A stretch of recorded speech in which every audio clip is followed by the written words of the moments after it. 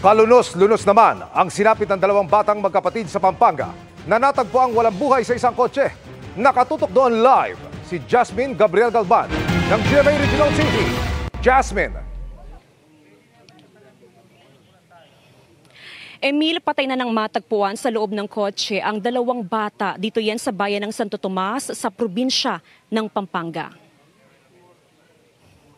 Nakita ang dalawang bata sa loob ng sirang kotse na nakaparada sa isang open parking pagkatapos makatanggap ng report ang PNP mula sa mga concerned citizens. Magkapatid umano ang dalawang bata, edad na 5 at 6. Ayon sa nanay ng mga bata, Sabado, July 6, nang huli niyang makita ang dalawang anak. Pinakain pa raw niyang mga ito ng tanghalian pero hindi na raw niya nakita kinagabihan. Kampante daw siya at hindi nag-isip na nawawala ang mga bata dahil sa pag-aakalang kinuha ang mga bata ng kanilang tatay na nakatira sa ibang barangay. Ngayong hapon lang nang malaman na nawawala palang mga anak nang makita ang bangkay ng dalawang bata. Giit naman ng tatay ng mga bata na hindi kinuha ang mga anak. Buwan pa raw ng Hunyo nang huli niyang mabisita ang kanyang dalawang anak.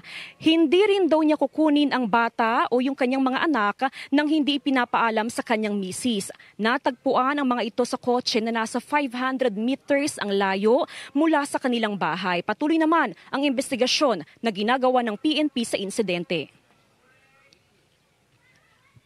Bago sila mawala, pinakain ko muna. Nawala na. Akala ko nandun sila sa tatay nila eh. Saan ko alam, napunta sila dyan. Nakita ko ako mismo, personal. Nangangamoy na po ma'am. So, ibig sabihin na tagal na silang patay. Ito ma'am, gawin pa yung soko natin na nagpapasising ng crime scene. Initial con naman namin wala naman makitang foul play.